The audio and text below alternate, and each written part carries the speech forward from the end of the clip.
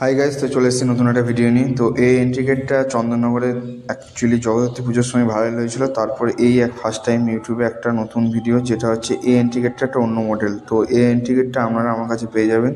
এটা ক্লিয়ার রেখেছি 10x10। তো পুরোটা স্টিপের করা আছে।